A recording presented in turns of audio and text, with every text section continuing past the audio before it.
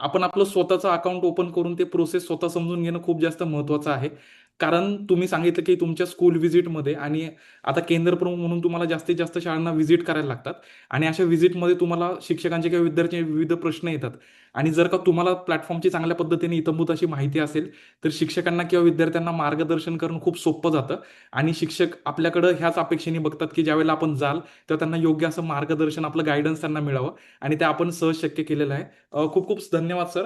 आता सरांनी या विषयाला सुरुवात केलेलीच आहे, तर आपण थोडक्यात बघूयात की आपले जे केंद्र प्रमुख आहे आणि पर्यवेक्षकीय अधिकारी आहेत तर यांची याच्यामध्ये नेमकी भूमिका काय असणार आहे. पण तत्पूर्वी आपल्या सगळ्यांना माहिती आहे की आपले माननीय प्रधान सचिव आणि माननीय आयुक्त शिक्षण यांनी आपल्या सगळ्यांना सूचित केलेलं आहे की आपण आपल्या ज्या आदर्श शाळा असतील, पीएमश्री शाळा आहेत, त्याचप्रमाणे केंद्र शाळा आहेत, तर या शाळांमध्ये कार्यक्रमाची अंमलबजावणी प्राधान्यानं करायची आहे आणि या शाळांचा विकास आपल्याला मॉडेल स्कूल प्रमाणे करायचा आहे, जेणेकरून तालुका, जिल्हा आणि केंद्रातली इतर ज्या शाळा असतील तर या शाळांकडनं इन्स्पिरेशन घेऊन आपापल्या शाळांमध्ये देखील कार्यक्रमाची खूप जास्त चांगल्या प्रमाणे अंमलबजावणी करतील. आता दुसरी एक महत्त्वाची गोष्ट मी नक्कीच इथं नमूद करू इच्छितो ती म्हणजे आपण जर का जास्त पटसंख्या असलेल्या शाळांना प्राधान्य दिलं तर याचा फायदा असा होईल की कमी वेळेमध्ये जास्तीत जास्त विद्यार्थ्यांपर्यंत आपल्याला पोहोचता येईल आणि जास्तीत जास्त विद्यार्थी प्लॅटफॉर्मच्या माध्यमातून सराव करतील आणि प्लॅटफॉर्मचा लाभ नक्कीच घेतील. ह्या एक महत्त्वाच्या गोष्टी आपण सगळ्यांनी नोंद घ्यावी. आता नेमक्या भूमिका काय आहेत त्या आपण बघणार आहोत. आता आपण जर स्क्रीनवरती बघत असाल, जर आपले गट शिक्षण अधिकारी, प्रशासकीय अधिकारी, त्याच पद्धतीने इतर पर्यवेक्षकीय अधिकारी आहेत, तर यांच्यासाठी 3 महत्त्वाच्या गोष्टी दिलेल्या आहेत. परंतु परत एकदा मी एक गोष्ट रिपीट करेल, की आपण जर का प्लॅटफॉर्मवरती स्वतः आपली नोंदणी केली आणि प्लॅटफॉर्मचा जर वापर केलात, तर आपल्याला इत्थंभूत असं अंडरस्टँडिंग प्लॅटफॉर्मचं होईल आणि याच्या माध्यमातून 3 महत्त्वाच्या गोष्टी आपल्याला करायच्यात. सगळ्यात पहिल्यांदा म्हणजे डेटाच्या आधाराने आपल्याला प्राधान्य निश्चित करायचं. म्हणजे काय, की अक्षय सरांनी जी आपल्याला लिंक शेअर केलेली आहे, तर ती लिंक कृपया आपण सर्वांनी सेव्ह करून ठेवायची. कारण का, याच लिंकवरती आपल्याला जे रिपोर्ट आपण बघितले, जिल्हानिहाय, तालुकानिहाय, केंद्रनिहाय किंवा शाळानिहाय, तर ते रिपोर्ट याच लिंकवरती आपल्याला दर सोमवारी अपडेट होऊन मिळणार आहेत. म्हणजे संपूर्ण आठवड्याचे जे अपडेट आहेत ते सोमवारी होणार आहेत. त्यामुळे ही लिंक सेव्ह करणं आपल्यासाठी खूप जास्त महत्त्वाचं आहे.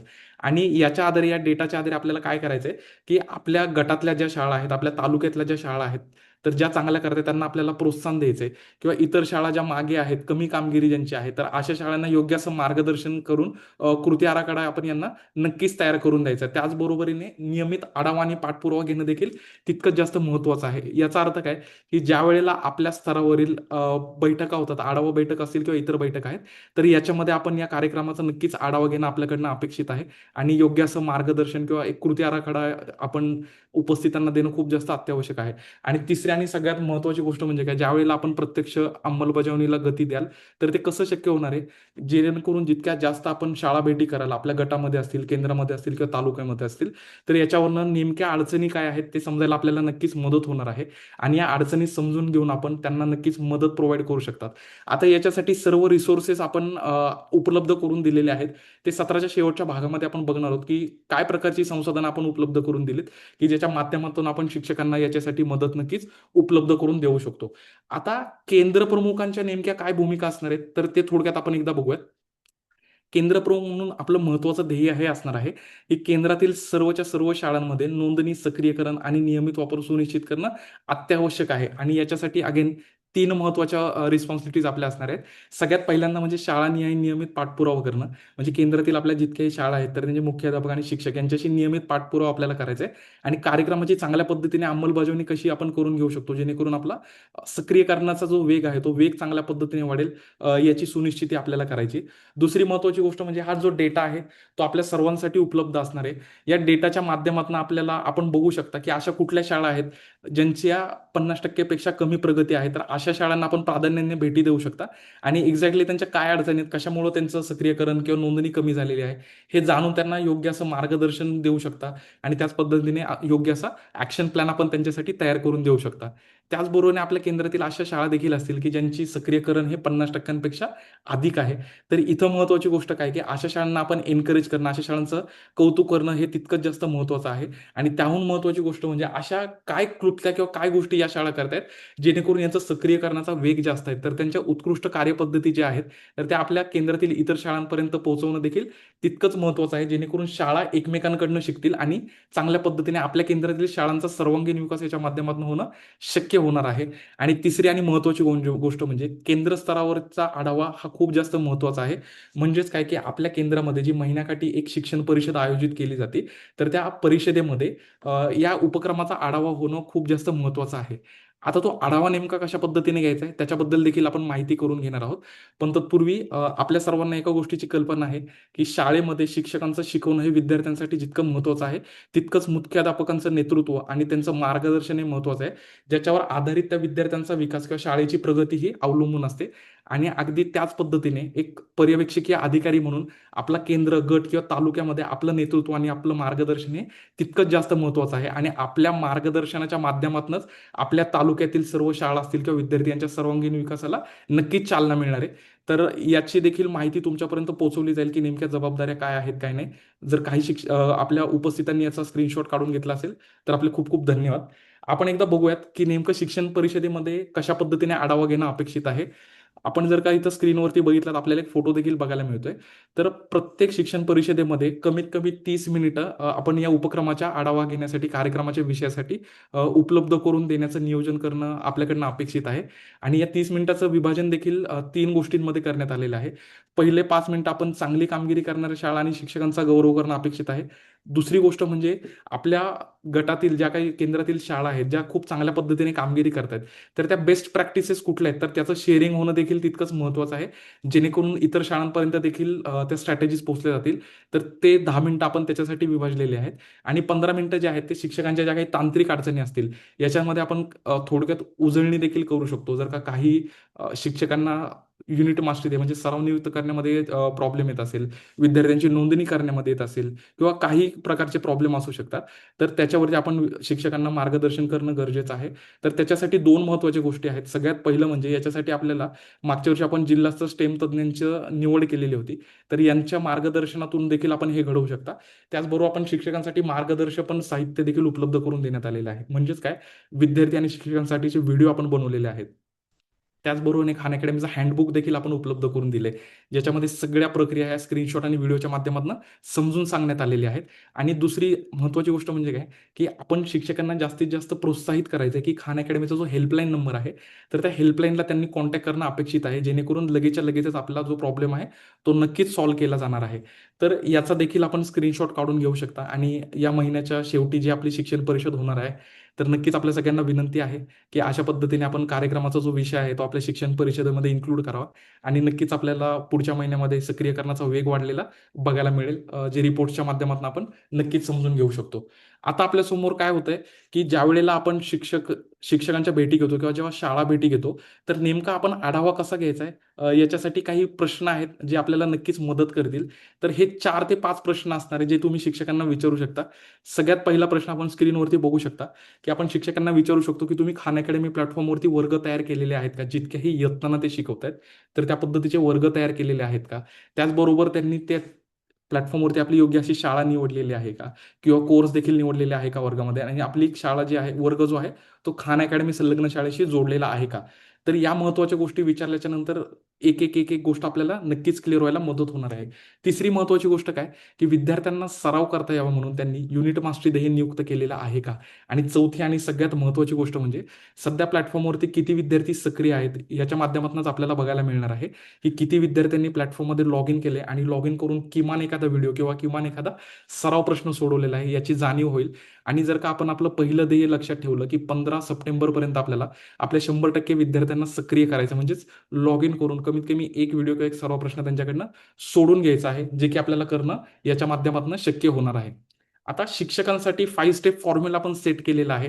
तर तो आपल्याला स्क्रीनवरती दिसतोय. मी सर्व उपस्थितांना विनंती करेल, की कृपया आपण याचा एक स्क्रीनशॉट काढून घ्यायचा आहे. कारण का ही सर्व गोष्टींची एक समरी आहे छोटीशी. म्हणजे नेमकं शिक्षकांनी काय करणं अपेक्षित आहे, तर या 5 गोष्टी करणं अपेक्षित आहे. याच्यामध्ये पहिली गोष्ट काय, की प्लॅटफॉर्मवरती स्वतःचं शिक्षक खातं बनवणं आणि आपली शाळा तिथं निवडायची. दुसरी महत्त्वाची गोष्ट काय आहे, की वर्ग तयार करून तो वर्ग खान अकॅडमी संलग्न शाळेला जोडणं अपेक्षित आहे. तिसरी गोष्ट काय, की वर्ग तयार झाल्यावर विद्यार्थ्यांना वर्गामध्ये जोडून घ्यायचंय. आणि चौथी महत्त्वाची गोष्ट काय, की विद्यार्थ्यांना सराव करता यावा म्हणून आपण सराव म्हणजे अभ्यास देतो, त्याला आपण युनिट मास्टरी ध्येय म्हणतो. आणि सगळ्यात महत्त्वाचं आणि पाचवं काय, की शिक्षकांना खात्री करायची, की त्यांनी तयार केलेले विद्यार्थ्यांचे युजर आयडी पासवर्ड जे आहेत, तर ते विद्यार्थ्यांबरोबर शेअर करायचेत आणि विद्यार्थ्यांना प्लॅटफॉर्मवरती नियमित सराव करण्यासाठी सहकार्य करायचंय. तर हा 5 स्टेप फॉर्म्युला आहे. याचा स्क्रीनशॉट देखील आपण काढून घेऊ शकता आणि आपल्या केंद्रातील शाळांमध्ये देखील हे शिक्षकांपर्यंत आपण शेअर करू शकता, जेणेकरून शिक्षकांना एक्झॅक्ट काय 5 गोष्टी करायच्यात याची कल्पना होईल. बरेचसे मेसेजेस देखील आले होते, की थोडंसं फास्ट होतंय. कदाचित आपण वेळ थोडासा आपल्याकडे कमी पडतोय. त्यामुळे मी थोडा प्रयत्न करतो, की ते कसं आपल्याला ॲडजस्ट करता येईल. आपण अगदी सत्राच्या शेवटच्या भागाकडे आलेलो आहोत. शेवटचे 10 मिनिटं राहिलेले आहेत. तर सर्व उपस्थितांना मी विनंती करेल, की जोपर्यंत आपला उपस्थिती मूल्यांकन फॉर्म आपण भरत नाही, तोपर्यंत कुणीही हे सत्र सोडू नये. आपला पोल प्रश्न दुसरा आणि हा शेवटचा पोल प्रश्न आहे या सत्रातला. तो आपल्या सगळ्यांच्या समोर आलेला आहे. अक्षय सर, मी तुम्हाला विनंती करेल, की आपण सगळ्यांसाठी हा पोल प्रश्न प्रस्तुत करावा. प्रश्न अगदी सोपा आहे. आत्ताच या गोष्टीची आपण माहिती घेतलेली आहे. प्रश्न असा आहे, की कार्यक्रमाच्या यशस्वी अंमलबजावणीसाठी खालीलपैकी पर्यवेक्षकीय अधिकाऱ्यांची कोणती जबाबदारी आहे? आणि सगळ्यात पॉझिटिव्ह गोष्ट आहे, की 98% उपस्थितांचं उत्तर हे अगदी योग्य आलेलं आहे. कदाचित जे 1-2 उत्तरं चुकलेली आहेत, आपण कदाचित सगळे पर्याय व्यवस्थित वाचलेले नसतील. त्यामुळे जेही कोण आत्ता उत्तर देते, मी त्यांना विनंती करेल नक्कीच, की आपण सगळे पर्याय एकदा व्यवस्थित वाचावेत, जेणेकरून आपल्याला योग्य उत्तरापर्यंत नक्कीच पोहोचता येईल.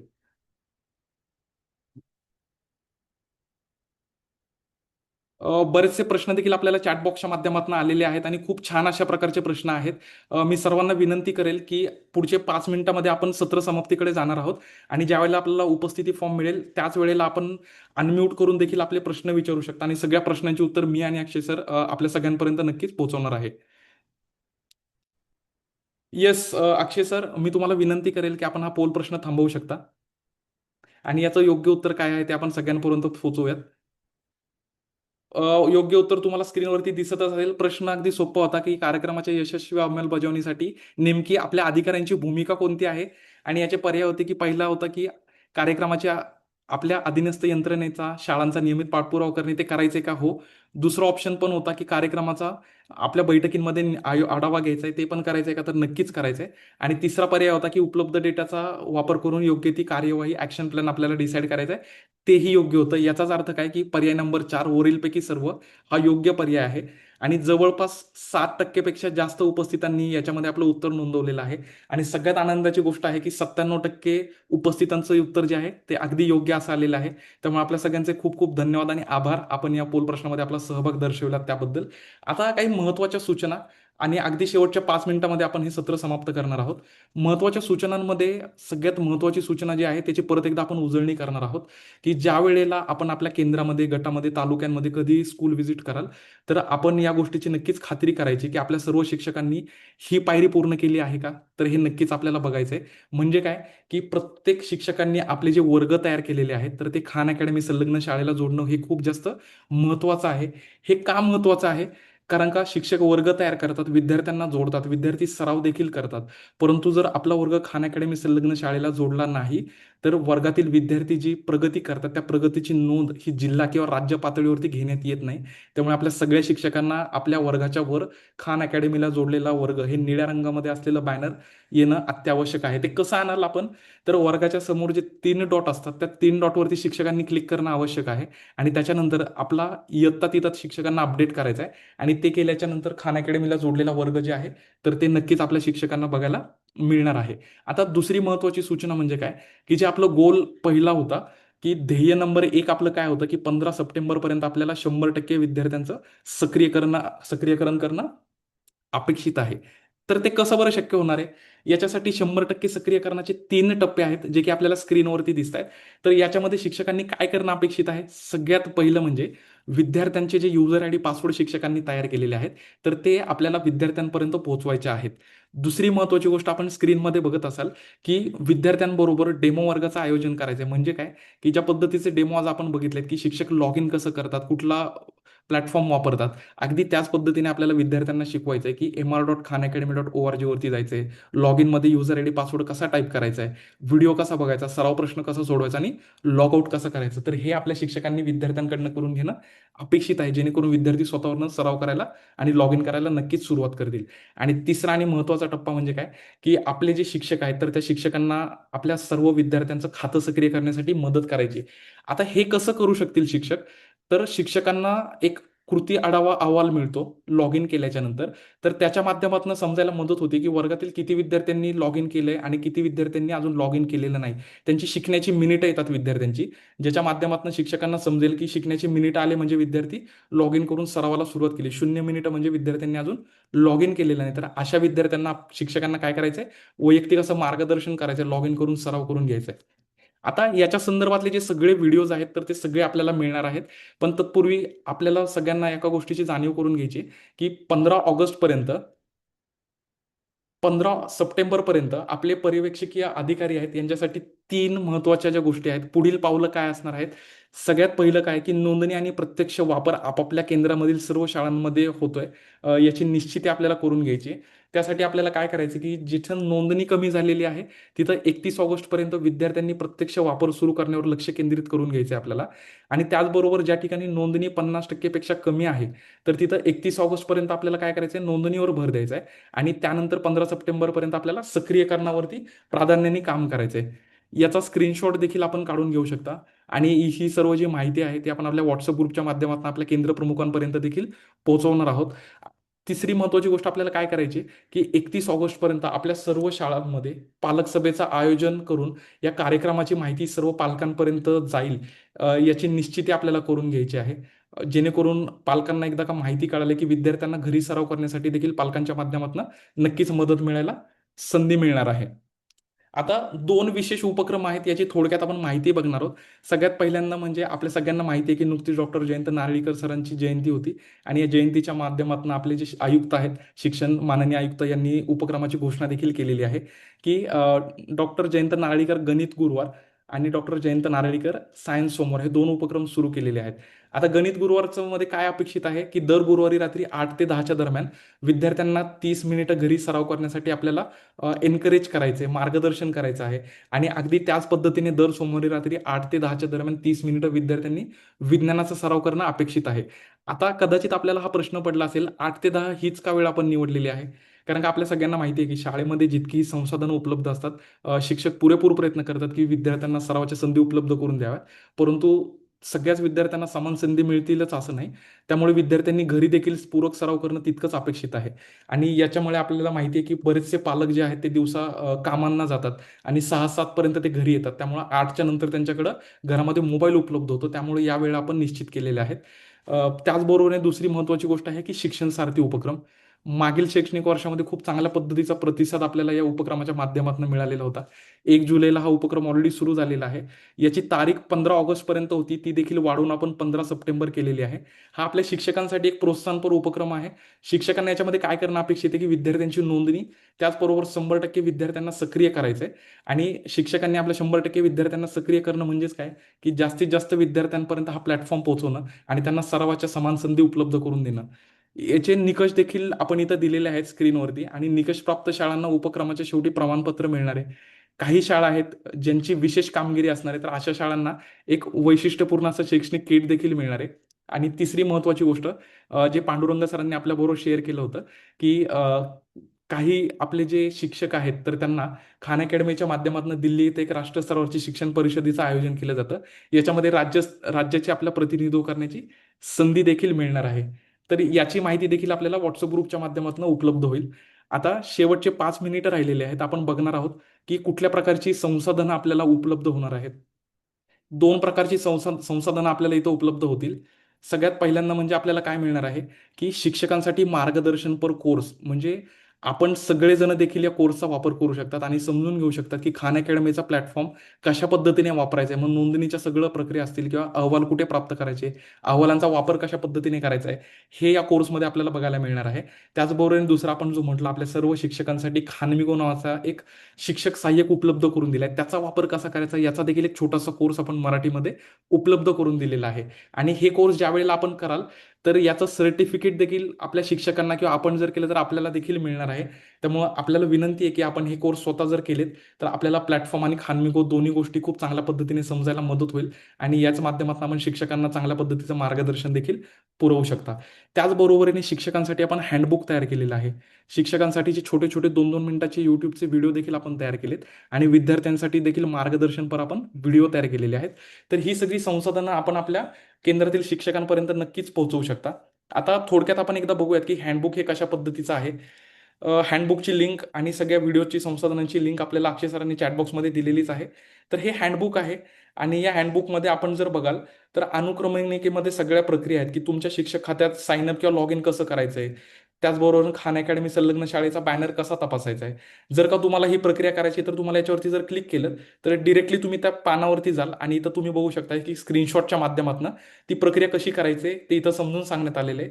त्याचबरोबरीने त्याचा व्हिडिओ जो आहे त्याचा QR कोड देखील इथं दिलेला आहे. तर अशा पद्धतीने हँडबुकचा देखील आपण जास्तीत जास्त शिक्षकांना वापर करण्यासाठी नक्कीच प्रोत्साहित करायचे आणि ही संसाधनं आपल्याला आपल्या सर्व शिक्षकांपर्यंत नक्कीच पोहोचवायला मदत करायची आहे. आता खान अकॅडमीचा जो हेल्पलाईन नंबर आहे तो आपल्याला स्क्रीनवरती दिसतोय. आपल्या जास्तीत जास्त शिक्षकांनी खान अकॅडमीच्या हेल्पलाईनला संपर्क करणं आवश्यक आहे, कारण का बऱ्याच वेळेला आपल्याला अशी जाणीव देखील होते की शिक्षकांना प्रक्रिया करताना काहीशा तांत्रिक अडचणी येतात आणि मग त्यांना असं वाटतं की आता फोन म्हणजे कोणाकडनं याचं उत्तर मिळवावं आणि ते काहीच करत नाहीत. त्यामुळे खूप चांगल्या पद्धतीने जी त्यांची प्रोग्रेस चालू असते ती मध्येच कुठेतरी स्टॉप होते.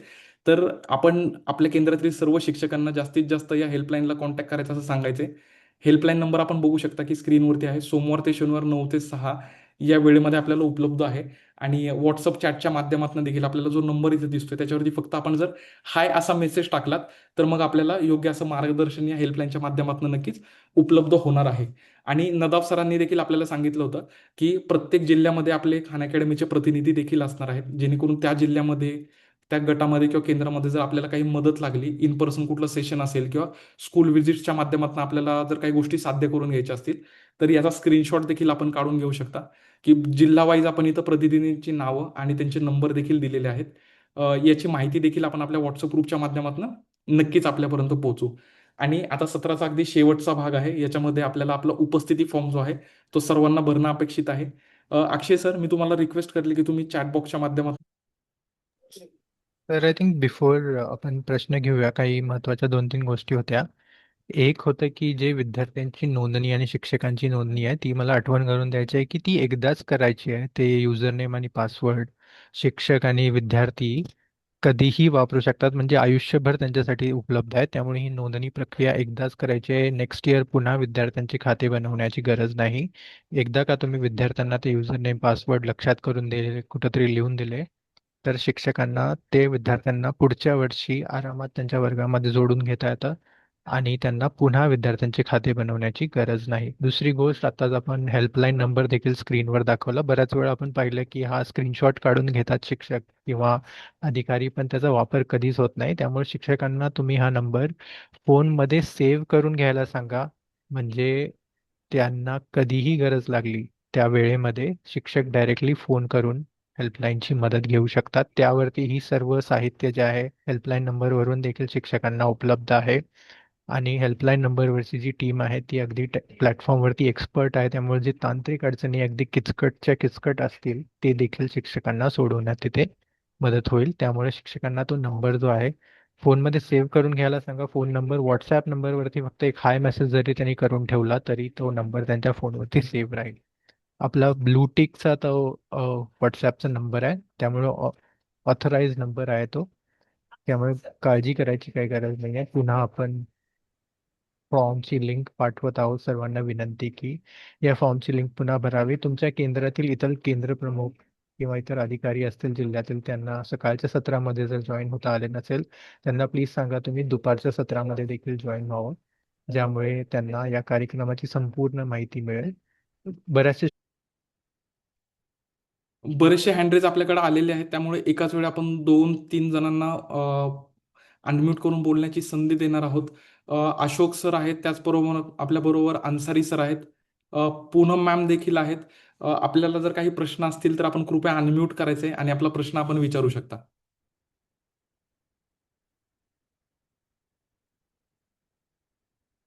Yes ma'am.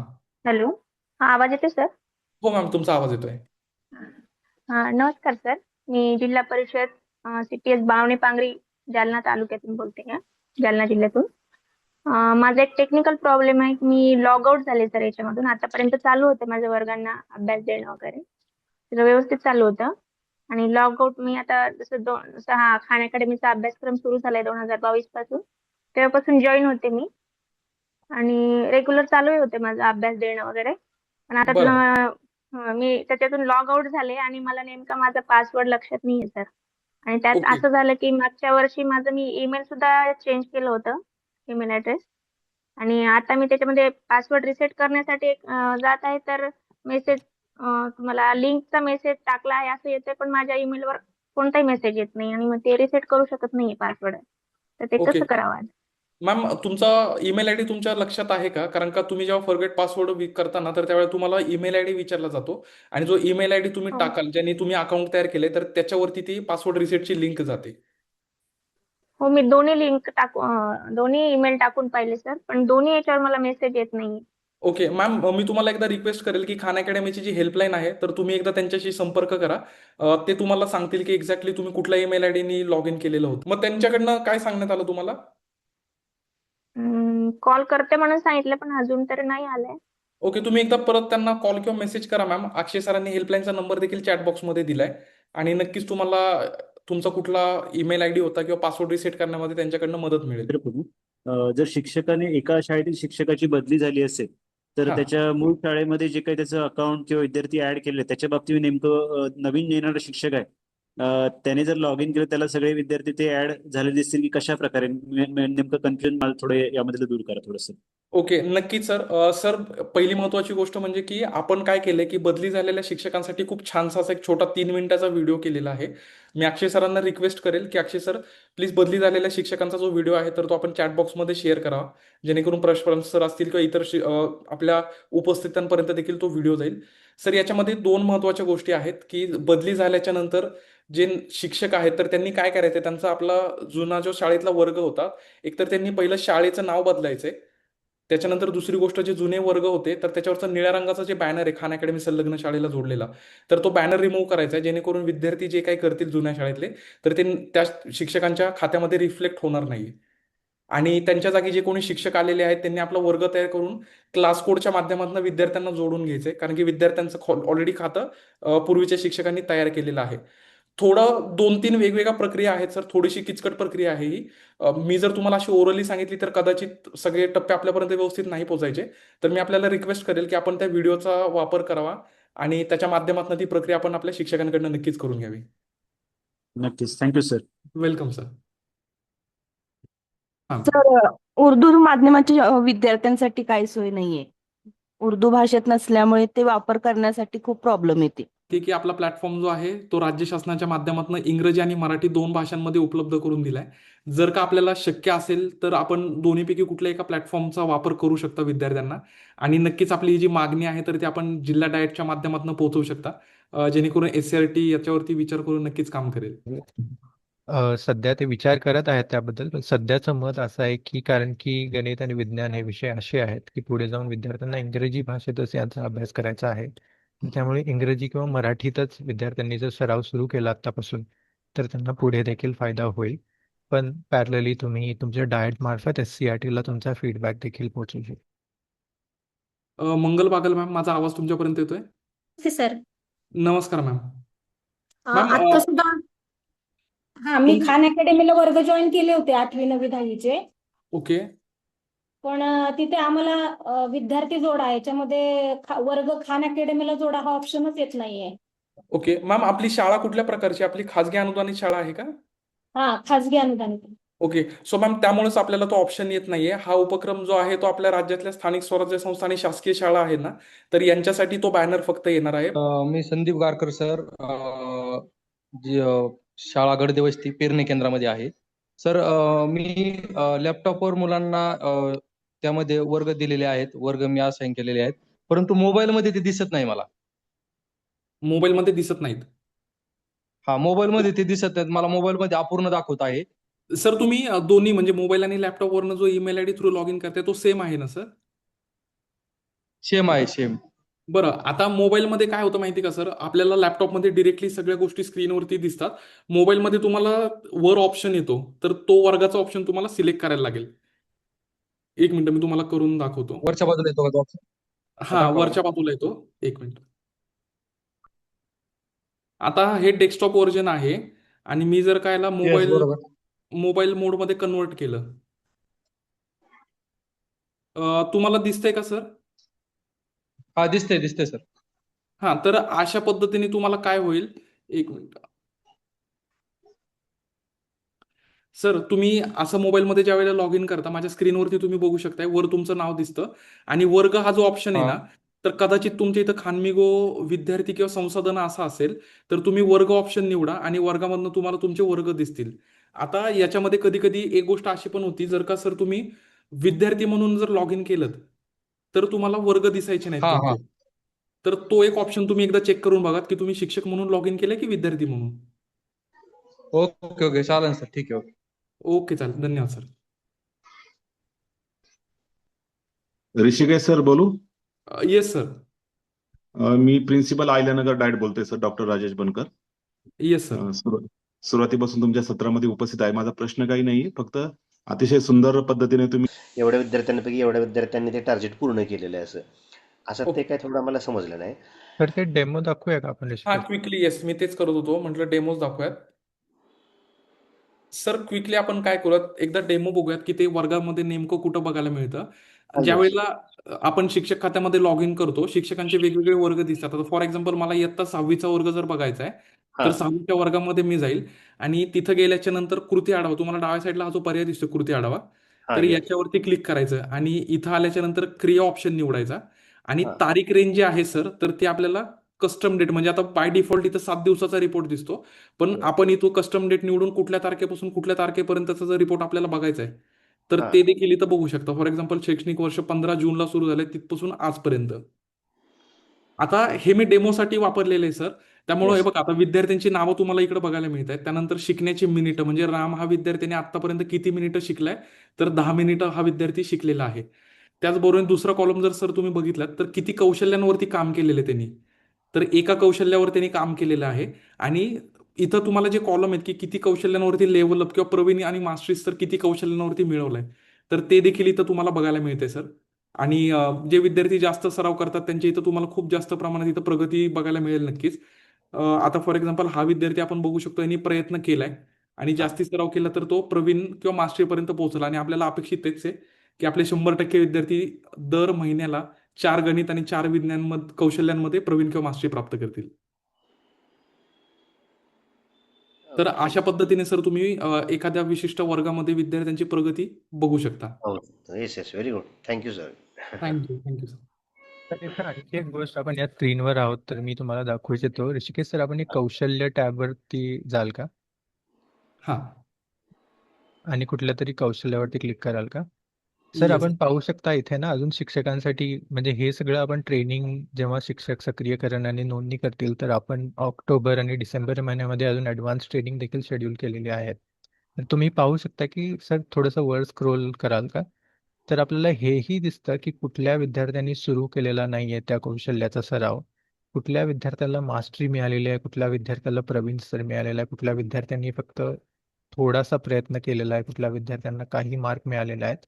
तर हा जो डिफरन्सिएशन जो एक भाग आहे तो देखील आपल्या NAP मध्ये आहे की प्रत्येक विद्यार्थ्याला त्याच्या अध्ययन स्तरानुसार जे आपल्याला अध्ययन द्यायचं आहे त्यासाठी देखील शिक्षकांची भरपूर मदत होते. आणि हा डेटा देखील रिअल टाइम शिक्षकांना त्यांच्या स्किल म्हणजे कौशल्यनिहाय मिळतो. म्हणजे पूर्ण वर्गाचा असं कन्सॉलिडेटेड मिळत नाही, तर त्या विद्यार्थ्याचा डेटा तिथे मिळतो त्यांना.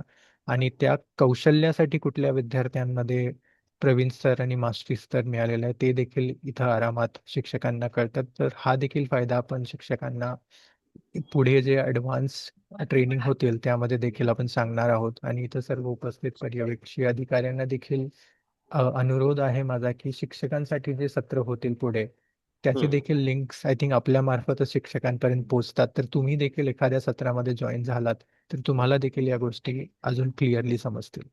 नक्की नक्कीच. कारण शिक्षकांचे प्रश्न असतात की आम्ही चेक कसं करायचं, आम्हाला कसं पूर्ण अख्खा डेटा क्लिअर कळावा त्यांना, त्या मोबाईलवर एवढं डिटेल दिसत नाही ना त्यांना. Yes sir, yes sir. मोबाईलवरती हे थोडंसं स्क्रोल करून दिसेल, पण सगळा डेटा जो आपल्याला स्क्रीनवरती दिसतो तो मोबाईल स्क्रीनवरती देखील नक्कीच दिसतो सर. असं नाही की लॅपटॉपवरती वेगळा डेटा दिसतोय. लॅपटॉपवरती थोडंसं एका स्क्रीनवरती पूर्ण तुम्हाला स्क्रीन. सगळं माहिती एकत्र दिसेल, पण मोबाईलवरती थोडंसं स्क्रोल केलं उजवीकडे तर ह्या सर्व गोष्टी त्यांना देखील दिसतील. याचा आपला व्हिडिओ आहे का एखादा तपासणीचा ह्याच्या? Yes sir, yes sir. याचे देखील व्हिडिओ आहेत. आपण ते देखील पाठवून देऊ गटांवरती. हा, तो पण टाकून द्या म्हणजे आपल्याला हे करता येईल. Absolutely sir. Thank you. Thank you sir, very good. अ,